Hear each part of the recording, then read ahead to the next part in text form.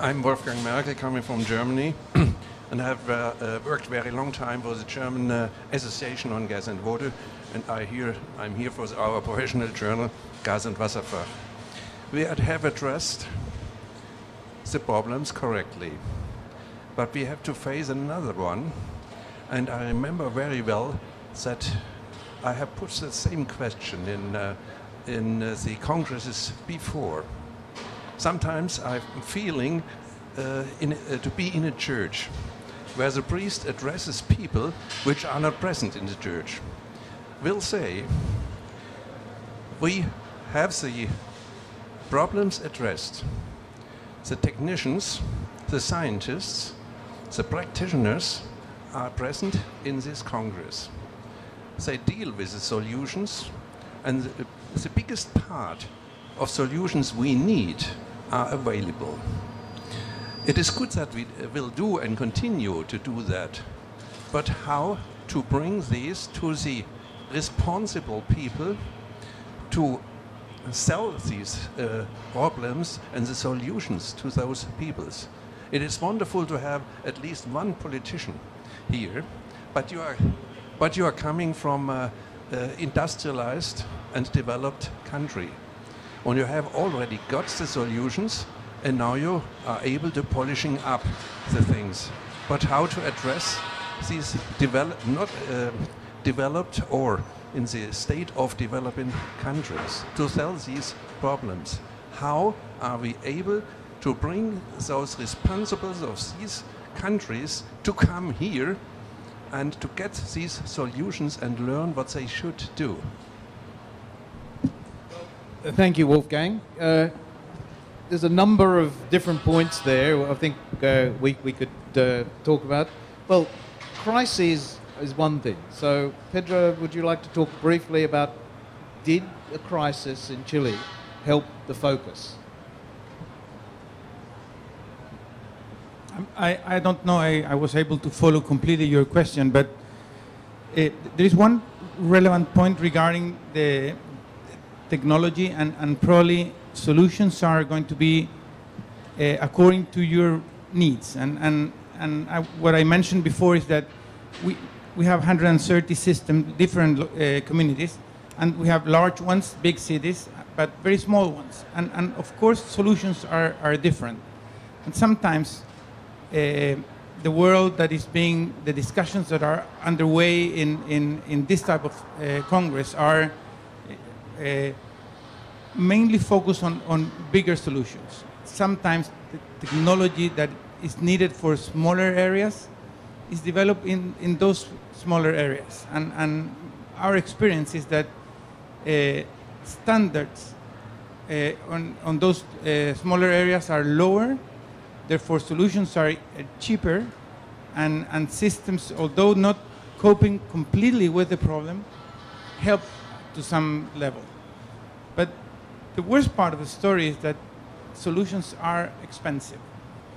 So you have to find a way to actually help communities. The system in Chile works as you combine large solutions with small solutions, and you have just one cost for all of them. So you subsidize with large solutions, not larger than necessary, but large meaning 1 million people, 500,000 people, not 20 million people. Small communities of 20 people, because the solution for them is more expensive, and there you share the cost. But in the end, my experience is that you have to be more permissive in smaller communities, so that they have solutions that are a little bit weaker in solving the problem. So they might have problems, but those problems will be small, little impact on the community. And probably we should push these countries to come here, but I'm not sure you will find solutions in this type of congresses. It has to be more people, experts going to those communities and helping there directly. I'm not sure I really addressed your point. Just 1 second. Sorry.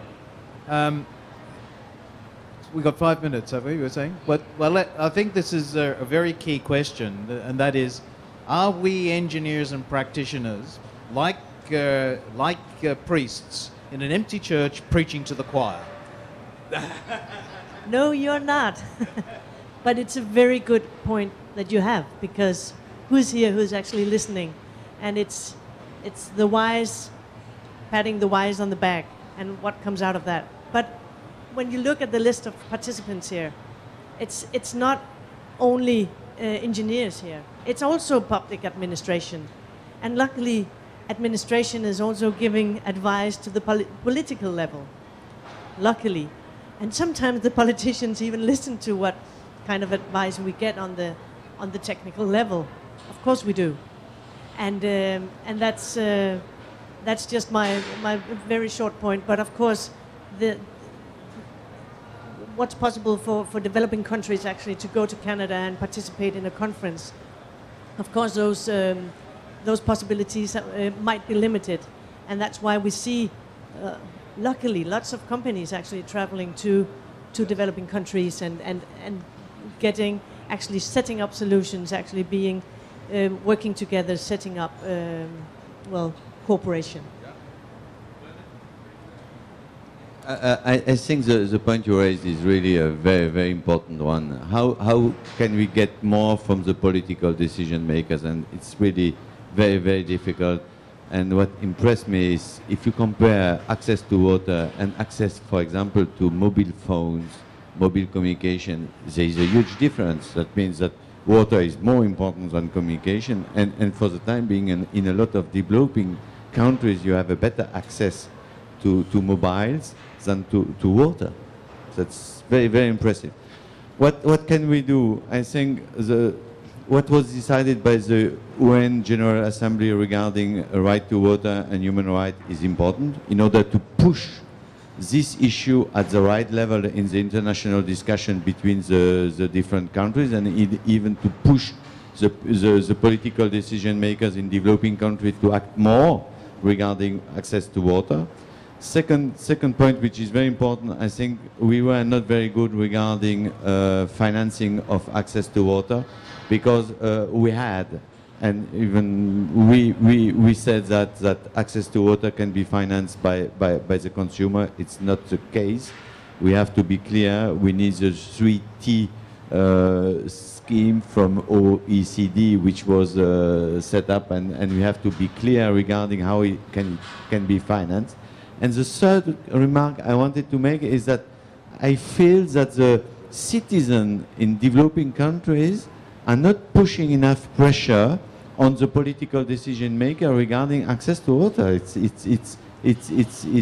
Why do they not put more pressure on the political decision makers? And I think that my feeling is that they have no confidence. They feel that it's not possible to get access to water or access to safe water. They are in a vicious circle. And I think we have to develop the hope to explain what are because there are cities in the world where the improvement in access to water are very impressive. And we have to push that ahead in order to push the people in the field, the citizen, to act and to ask, to develop the demand regarding access to water. Okay, now, I've got to take one more question. Pam, would you like, and I'd really like to get this Sure. one in, and then we'll have a quick wind-up.